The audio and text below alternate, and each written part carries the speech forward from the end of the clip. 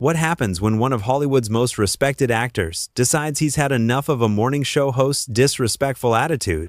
Well, you're about to find out. And trust me, you won't believe how this interview completely falls apart in front of millions of viewers. Make sure you hit that subscribe button and drop a comment below because this story is absolutely wild.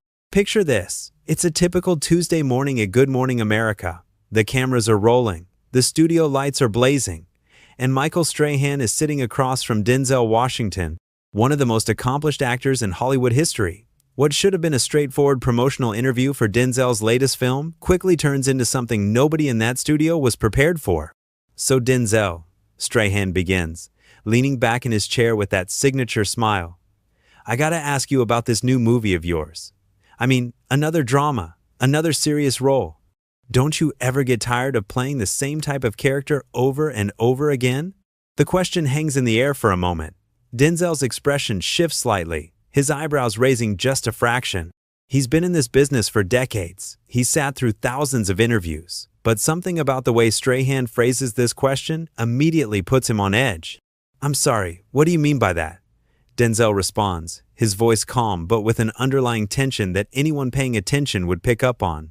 Strahan chuckles, seemingly oblivious to the shift in atmosphere. Come on, man, you know what I mean. The serious guy, the mentor figure, the wise character who teaches everyone lessons. It's like you're stuck in this box, you know? When's the last time we saw you do something fun, something light? Denzel sits back in his chair, his hands clasped together. The camera picks up the subtle change in his posture. Michael, I've done comedies. I've done action films. I've done Shakespeare. I think if you actually looked at my body of work, you'd see quite a range. Yeah, but come on, Strahan continues, his tone becoming more dismissive. Most people know you for the same type of role. Training Day, Man on Fire, The Equalizer. It's all the same energy, isn't it? The studio audience is starting to sense something's off. There's a murmur of uncomfortable shifting in seats. The producers behind the cameras are exchanging glances, but Strahan seems completely unaware of the growing tension. Denzel leans forward slightly. Michael, have you actually watched my films? Because what you're describing doesn't sound like someone who's familiar with my actual work. Strahan laughs it off, waving his hand dismissively. Of course I've seen your movies, man. I'm just saying, from an audience perspective, you know? Like, when people think Denzel Washington, they think serious, intense guy. Maybe it's time to shake things up a bit. Shake things up? Denzel repeats slowly, his voice getting quieter, which anyone who knows him understands is not a good sign. And what would you suggest I do to, as you put it, shake things up? I don't know, maybe try some comedy? Do a romantic comedy or something? Show people you can be funny, you know? Loosen up a little bit. The condescending tone in Strahan's voice is becoming more apparent with each word. What started as an awkward question is quickly evolving into something much more problematic. Denzel's jaw tightens almost imperceptibly. Michael, I've been acting since before you started playing football. I've won 2 Academy Awards. I've been nominated for 10. I've done Broadway. I've directed films. What exactly are you trying to say here? Strahan seems to realize he's walked into something, but instead of backing down, he doubles down. Hey, I'm not trying to attack you or anything. I'm just having a conversation. This is what interviews are about, right? Asking the tough questions? Tough questions, Denzel says, and there's something in his tone now that makes everyone in the studio hold their breath. Michael, a tough question would be about my preparation process, or my thoughts on the current state of cinema, or my upcoming projects. What you're doing is making assumptions about my career based on what sounds like a very surface-level understanding of my work. Strahan's smile falters for just a moment, but he quickly recovers. Look, I think you're taking this a little too seriously. We're just having a casual conversation here. Casual, Denzel repeats. So when you have actors on your show, this is how you prepare? You just wing it and hope for the best? The question hits harder than Strahan expected. His media training kicks in, and he tries to laugh it off. Come on, Denzel, you know that's not what I meant.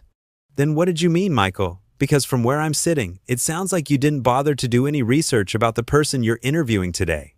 The camera captures Strahan's face as he realizes this interview is spiraling completely out of his control. He glances toward the producers off camera, looking for some kind of lifeline, but there's nothing they can do now. The damage is already being done, live on national television. I did my research, Strahan says defensively. I know about your career. Do you? Denzel asks. Because a few minutes ago you suggested I only play one type of character, which tells me you've either never actually watched my films, or you're choosing to ignore the diversity of my work for some reason I can't understand. The studio has gone completely silent. Even the crew members have stopped moving. Everyone can feel that something significant is happening, something that goes beyond a typical interview gone wrong. Strahan tries to regain control. Okay, let's start over. Let's talk about your new film. No, Michael, Denzel says firmly. Let's not start over. Let's finish what we started. You wanted to have a conversation about my career, so let's have it. But let's have it based on facts, not on whatever preconceived notions you walked in here with today. The tension in the studio is thick enough to cut with a knife. Strahan shifts uncomfortably in his seat, clearly realizing he's stepped into something much bigger than he anticipated, but his ego won't let him back down gracefully. All right, Denzel, I hear what you're saying, Strahan begins, but his tone suggests he's about to make things worse, not better. But you have to admit, when you look at the box office numbers, your biggest hits are all in that same wheelhouse. I mean, that's just facts, right? Denzel's eyes narrow slightly. The camera catches the subtle change, and anyone watching can see that Strahan has just made a critical error. Box office numbers? Denzel says slowly. So now we're reducing artistic merit to commercial performance? I'm not reducing anything, Strahan responds, his voice getting more defensive. I'm just saying, the numbers don't lie. Your action movies make more money than your dramas. Michael, do you know what my highest grossing film is? Strahan pauses, clearly caught off guard by the direct question. Probably one of the Equalizer movies? American Gangster. Denzel corrects him immediately. Which was a drama. Do you know what my most critically acclaimed performance is considered to be by most critics? Another pause. Strahan's confidence is visibly shaking. Training Day? Many would say Fences, which I also directed. Or Malcolm X, or Hurricane. All dramas, Michael. All different types of characters. All different approaches to storytelling. The studio audience is completely silent now. What they're witnessing isn't just an interview anymore. It's becoming a masterclass in how not to interview a legendary actor. Strahan tries to recover by changing tactics. Okay, you got me there. But look, I think what our viewers want to know is, what's next for Denzel Washington? Are you going to keep doing these serious roles, or are you going to surprise us? What our viewers want to know, Denzel repeats, and there's something dangerous in his tone now. Michael, how do you know what our viewers want to know? Did you survey them? Did you do focus groups? Come on, you know what I mean. No, I don't know what you mean. And that's been the problem with this entire conversation. You keep making assumptions, you keep speaking in generalities, and you keep trying to put me in boxes that don't actually exist. Strahan's smile has completely disappeared now. He's starting to look genuinely uncomfortable, but instead of acknowledging his mistakes, he chooses to get defensive. Look, I'm just trying to have a conversation here. You're making this way more complicated than it needs to be. Complicated? Denzel's voice rises slightly, just enough to make everyone in the studio take notice. Michael, asking an actor about their craft, their choices, their artistic process, that's not complicated. That's literally the most basic thing you could do in an interview like this. I am asking about your craft. No, you're not. You're asking me to defend my career choices based on your limited understanding of what those choices have been. There's a difference. The producers are frantically trying to figure out how to salvage this situation, but there's no commercial break scheduled, and stopping the interview now would be even more embarrassing than letting it continue. Strahan takes a deep breath, clearly trying to reset, but his next words show he still doesn't understand the depth of the hole he's dug himself into. Okay, let me ask you this. If you could give advice to young actors coming up today, what would you tell them about choosing roles? I'd tell them to work with people who respect their intelligence and their craft. Denzel responds immediately, and the implication hangs heavy in the air.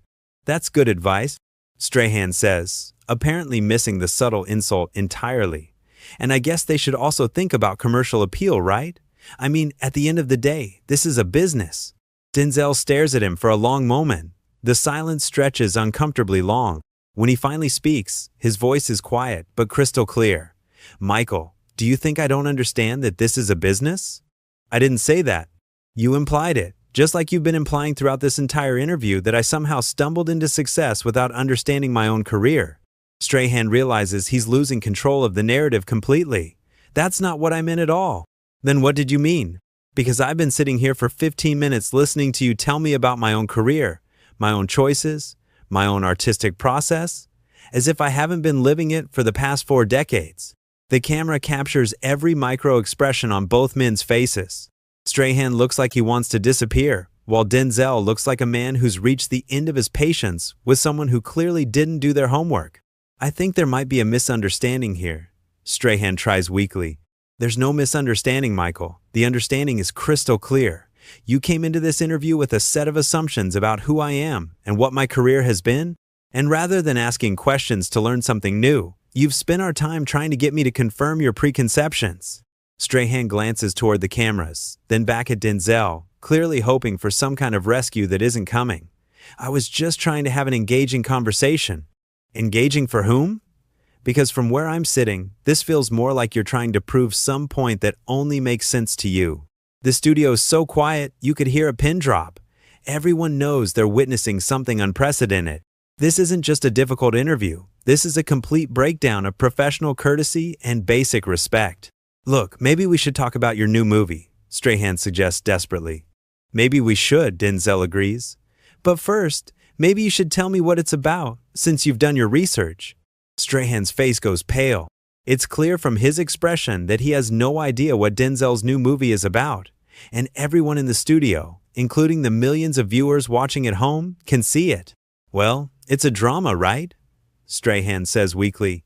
Denzel doesn't respond immediately. He just looks at Strahan with an expression that somehow manages to be both disappointed and unsurprised at the same time. The silence stretches on, becoming more uncomfortable with each passing second, until it becomes clear that Denzel is not going to help Strahan out of this hole he's dug for himself. The silence in the studio becomes unbearable. Strahan realizes he's been caught completely unprepared, and his desperation is starting to show. He glances at his notes, shuffling through papers as if the answer might magically appear. But it's too late. The damage is done, and everyone watching knows it. It's about... Strahan starts, then stops, clearly stalling for time. It deals with some heavy themes, right? Denzel's expression doesn't change. He simply continues to stare at Strahan, waiting. The camera captures every uncomfortable second as it becomes increasingly obvious that the host has no idea what he's talking about. Michael, Denzel finally says, his voice so quiet that everyone has to lean in to hear him. How long have you known you were going to interview me today? What do you mean? It's a simple question. How long have you known I was going to be your guest? Strahan shifts nervously. Well, these things are scheduled weeks in advance. Weeks? Denzel repeats. So you've had weeks to prepare for this conversation, and this is what you came up with? The question hangs in the air like a challenge. Strahan tries to deflect. Look, sometimes the best interviews are the ones that feel natural, you know? Conversational. Natural, Denzel says, and there's something in his tone that makes everyone in the studio tense up. Michael, there's nothing natural about asking someone about their career without bothering to learn what that career actually consists of. I know your career. Do you? Denzel leans forward slightly. Then tell me about my new film. Tell me what it's about. Tell me who I play. Tell me who directed it. Tell me anything that shows me you spent even 5 minutes preparing for this interview. Strahan's mouth opens and closes like a fish out of water. The seconds tick by, and his silence speaks louder than any words could. The entire studio is watching a man realize that his professional reputation is crumbling in real time. This is ridiculous, Strahan finally says, his frustration boiling over. I don't need to prove anything to you. I'm the host here. The words hit the studio like a thunderclap. If there was any chance of salvaging this interview, Strahan just destroyed it completely. Denzel's eyebrows raised slightly, and for the first time since this disaster began, he actually looked surprised. You're the host, Denzel repeats slowly. And what exactly do you think that means? It means I ask the questions, you answer them. That's how this works. Denzel stares at him for a long moment, then slowly shakes his head. No, Michael. Being the host means you have a responsibility to your guests and to your audience. It means you come prepared. It means you show respect for the people who take time out of their lives to be here. I am showing respect. Are you? Denzel's voice is getting stronger now, more forceful. Because from where I'm sitting, it looks like you think you can wing it, like my time doesn't matter, like my work doesn't matter enough for you to spend an hour learning about it." Strahan's face is turning red. "That's not fair." "What's not fair, Michael, is bringing someone onto your show and then wasting their time with lazy questions and assumptions. What's not fair is having a platform like this and not taking it seriously." The studio audience is completely captivated. This has gone far beyond entertainment. This is becoming a lesson in professionalism and respect that millions of people are witnessing live. "Look, I think you're overreacting," Strahan says, and immediately everyone in the studio knows he's made another massive mistake.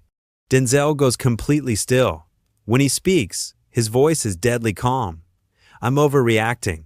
Yeah, I mean, this is just a morning show interview. It's not that serious." "Not that serious," Denzel repeats. "Michael, do you know how many people watch this show?" "Of course I do."